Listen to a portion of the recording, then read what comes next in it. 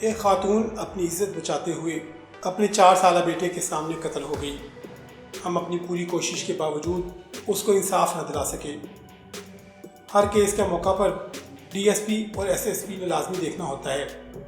مجھے انسپیکٹر فرید نے فون کیا کہ سی گلستان جوہر میں ایک خاتون کو قتل ہو گیا ہے، آپ آ کر موقع دیکھ لیں۔ میں کچھ دیر میں علاقہ D S P mister doctor Najeeb موجودہ ایس پی ٹریفک ویسٹ کے ساتھ موقع پر موجود تھا۔ واقعہ یہ تھا کہ خاتون خانہ کا شوہر صبح کو جیسے ہی اپنی جاب پر جانے کے لیے فلیٹ سے نکلا، تھوڑی دیر میں خاتون کے شوہر کے ایک رشتہ دار نے بیل بجائی اور گھر میں آ گیا۔ اس وقت خاتون خانہ اپنے 4 سالہ بیٹے کو اسکول بھیجنے کے لیے تیار کر رہی تھی۔ نوجوان نے آتے ہی خاتون سے دست درازی کرنے لگا۔ خاتون لڑنے مرنے پر اتر آئی۔ لڑکا اس صورتحال کے لیے تیار نہیں تھا۔ جب لڑکے نے دیکھا کہ بات بگڑ رہی ہے تو جلدی سے کچن میں گیا اور سبزی کاٹنے والی چھری سے خاتون پر حملہ کر دیا اور چھریوں کے وار کر کے اسے بری طرح زخمی کر دیا۔ اتنے میں باہر کام کرنے والی نوکرانی نے بیل بجائی تو لڑکا بوکھلا گیا اور جلدی میں باہر کا دروازہ کھولا اور بھاگ نکلا۔ دروازے کے ساتھ خاتون کا 4 سالہ بیٹا کھڑا تھا، جو دروازہ اچانک کھلنے کی وجہ سے سر میں چوٹ لگنے کی وجہ سے زخمی ہو گیا تھا، اور بچہ اس آفت ناگہانی کو دیکھ رہا تھا۔ یہ تو بچے کی زندگی تھی کہ عین وقت پر نوکرانی آ گئی، ورنہ ایسے موقع پر ملزمان پہچانے جانے کے ڈر سے پورے کے پورے خاندان کو قتل کر دیتے ہیں۔ نوکرانی نے اندر داخل ہو کر دیکھا کہ خاتون اور بچہ دونوں زخمی ہیں۔ نوکرانی نے باہر نکل کر شور کیا، ساتھ کے فلیٹوں سے لوگ نکل آئے اور چوکیدار بھی گیٹ چھوڑ کر اوپر آ گیا۔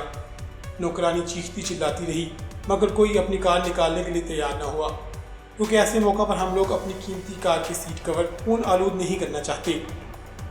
مجبوراً چوکیدار نیچے گیا اور منت سماجت کر کے ایک رحم دل ٹیکسی والے کو راضی کیا، ورنہ گاڑی خون سے خراب ہونے کے ڈر سے ٹیکسی والے بھی انکار کرتے ہیں، اور لوگوں کی مدد سے خاتون اور بچے کو ٹیکسی میں منتقل کیا۔ نوکرانی دونوں زخمیوں کو لے کر سول ہسپتال چلی گئی۔ خاتون زیادہ خون بہہ جانے کی وجہ سے راستے میں ہی فوت ہو گئی۔ موقع واردات دیکھتے وقت میں ایک بات سے الجھن کا شکار ہو رہا تھا کہ باتھ روم کے فرش پر خون کے قطروں کے نشانات تھے۔ نوکرانی کا کہنا تھا کہ فلیٹ کا دروازہ جیسے ہی کھلا، ملزم لڑکا اسے دھکا دے کر سیڑھیوں کی طرف بھاگا۔ نوکرانی نے اندر داخل ہو کر دیکھا کہ ایک خاتون خانہ بیڈ کے ایک سائڈ پر خون میں لت پت پڑی مدد کے لیے چیخ رہی تھی۔ میں نے اس سے پوچھا کہ باتھ روم کے فرش پر کس کا خون ہے تو اس نے بتایا کہ خاتون تو چلنے پھرنے کے قابل نہیں تھی، اور وثوق سے کہا کہ خاتون تقریباً بے ہوشی کی حالت میں تھی۔ خاتون کا شوہر، دوسرے رشتہ دار اور پولیس بھی ہسپتال پہنچ گئی۔ وہاں بچے نے سب کو بتایا کہ یاسر انکل نے اس کی ماں کو چھری سے زخمی کیا ہے۔ ڈی ایس پی ڈاکٹر نجیب اور انسپیکٹر فرید نے شام تک لڑکے کو گرفتار کر لیا۔ ملزم لڑکے کے دائیں ہاتھ پر تازہ پٹی کی ہوئی تھی۔ زخم کے متعلق پہلے تو ادھر ادھر کی باتیں کرنے لگا، مگر تھوڑی سی چترول کے بعد راستے پر آ گیا اور بتایا کہ جیسا کہ چھری کا سائز چھوٹا تھا اور خاتون پر وار کرتے وقت خون کی وجہ سے چھری کے ہتھیے سے اس کا ہاتھ پھسلا اور اس کی 2 انگلیاں زخمی ہو گئیں، اور مزید بتایا کہ دروازے پر گھنٹی بجتے ہی وہ جلدی میں باتھ روم میں گیا اور چھری واش بیسن میں چھوڑی اور اپنی زخمی انگلیاں پانی سے دھوئیں اور دروازہ کھول کر باہر نکل گیا اور موٹر سائیکل پر قریبی ہسپتال گیا اور پٹی کرا لی۔ ایف آئی آر درج ہو گئی۔ باتھ روم میں خون کے قطروں کا معمہ حل ہو چکا تھا۔ پولیس ثبوتوں کے لیے ہمیشہ ایک سیمپل لیتی ہے، مگر میں نے اپنے افسروں کو حکم دے رکھا تھا کہ وہ 2 سیمپل لیا کریں، لہٰذا باتھ روم سے 2 خون آلود ٹائل نکال کر ایک ٹائل اور خاتون کے خون آلود کپڑے، چھری اور دوسری ضروری چیزیں پولیس کے کیمیکل ایگزامینر کیمیکل ڈپارٹمنٹ کو ارسال کر دی گئیں۔ جیسا کہ یہ قتل کا عام کیس تھا، ملزم گرفتار ہو چکا تھا اور ڈی ایس پی ڈاکٹر نجیب اور انسپیکٹر فرید دین جیسے اچھے افیسر اس کیس کو دیکھ رہے تھے۔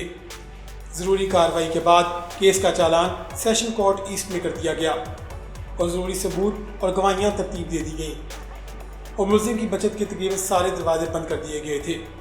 اس لیے میں بے فکر ہو کر اپنی روزمرہ کے کام میں مصروف ہو گیا۔ تقریباً 1 مہینے بعد انسپیکٹر فرید دین پسینے میں شرابور میرے پاس پریشان حالت میں آیا اور بتایا کہ سر ظلم ہو گیا ہے، ہنا کا قتل کیس خراب ہو گیا ہے۔ میں چونک گیا۔ فرید نے اپنے تھیلے سے ایک سیل شدہ ٹائل نکالا اور مجھے دکھاتے ہوئے بتایا کہ سر ٹائل بدل دیا گیا ہے اور کیمیکل ایگزامینر نے ارسال شدہ سیمپل کی جگہ مارکیٹ سے نیا ٹائل لے کر سیل کر کے میرے حوالے کر دیا ہے۔ بتایا کہ سر دوسرا اپنی رپورٹ میں لکھا ہے کہ خاتون کے کپڑوں سے ملنے والا خون اور ٹائل سے ملنے والا خون خاتون کا ہے۔ کیمیکل ایگزامینر کی رپورٹ پڑھ کر میرا سر خود چکرا کر رہ گیا، کیونکہ ٹیکنیکل رپورٹ نے کیس کا بیڑا غرق کر کے رکھ دیا تھا۔ جیسا کہ میں پہلے بتا چکا ہوں کہ ہم ہر ثبوت کے 2 سیمپل لیتے ہیں، اس لیے میں ہمت نہیں ہارا اور انسپکٹر فرید کو کہا پریشان ہونے کی کوئی ضرورت نہیں، دوسرا ٹائل ہمارے پاس موجود ہے، ہم ڈی این اے کرا لیتے ہیں۔ مگر اس میں دقت یہ تھی کہ ملزم ہمارے پاس نہیں تھا اور عدالتی ریمانڈ پر جیل میں تھا، اور عدالت کی اجازت کے بغیر اس کا خون سیمپل لینا ممکن نہیں تھا۔ میں نے انسپکٹر فرید کو حکم دے دیا کہ وہ ملزم کے خون کا سیمپل لینے کے لیے سیشن جج صاحب کی عدالت میں درخواست دے دے۔ سیشن جج ایس کی عدالت میں درخواست داخل کر دی گئی اور میں ہر تاریخ پر انسپکٹر فرید سے پوچھتا کہ کیا ہوا۔ وہ جواب میں بولتا کہ سر ملزم کے 10 وکیل آ کر کھڑے ہو جاتے ہیں اور ہماری درخواست کی مخالفت کرتے ہیں اور تاریخ پڑ جاتی ہے۔ میں نے انسپکٹر فرید کو کہا اگلی تاریخ پر میں خود چلوں گا اور عدالت کو مطمئن کرنے کی کوشش کروں گا۔ تاریخ پر اس وقت کے سیشن جج صاحب جناب صادق حسین بھٹی صاحب کے روبرو میں پیش ہوا۔ ملزم کے وکلاء نے کہا یہ کروانے کی کیا ضرورت ہے؟ میں نے جج کو بتایا کہ کیمیکل ایگزامینر کی رپورٹ کو بدلا گیا ہے۔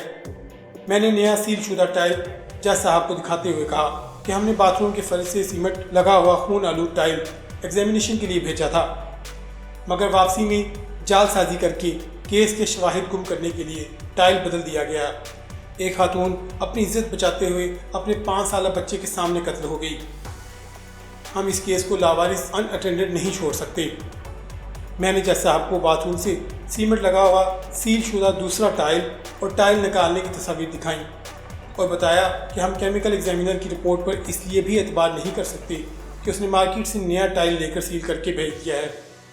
ملزم کے وکلاء نے کافی شور شرابہ کیا، مگر سیشن جج صاحب نے ہماری درخواست کی اجازت دے دی اور جیل سپرنٹینڈنٹ کو حکم دیا کہ جیل کے ڈاکٹر سے ملزم کے خون کا سیمپل لے کر سیل کر کے انسپکٹر فرید کے حوالے کیا جائے۔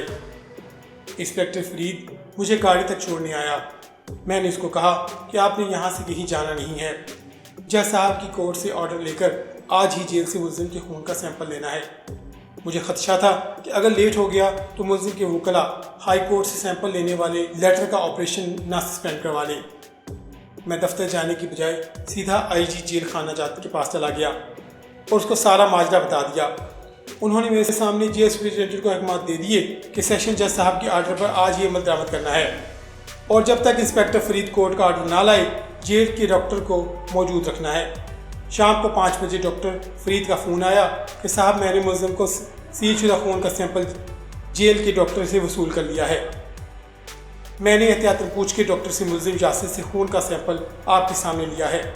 انسپکٹر فرید نے جواب دیا کہ سر ٹائل بدلے جانے کے بعد میں محتاط ہو گیا ہوں، میں نے سیمپل اپنے سامنے کروایا ہے۔ میں نے اس کو کہا کہ کل صبح پہلی فرصت میں آپ نے میرے دفتر آنا ہے اور ڈی این اے کے لیے NFSA اسلام آباد والی لیب کو خط بنوا کے ٹائل اور ملزم کے خون کا سیمپل TCS کرنا ہے۔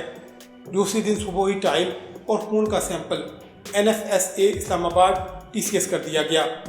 میں نے احتیاطاً NFSA لیب اسلام آباد کو خط لکھ دیا کہ جیسا کہ ملزم لوگ بہت چالاک، مالدار اور پیسے والے ہیں، پہلے بھی کیمیکل ایگزامینر کراچی کے دفتر میں سیمپلز کی ٹیمپرنگ ہوئی ہے اور کیس کے شواہد کو گم کر دیا گیا ہے۔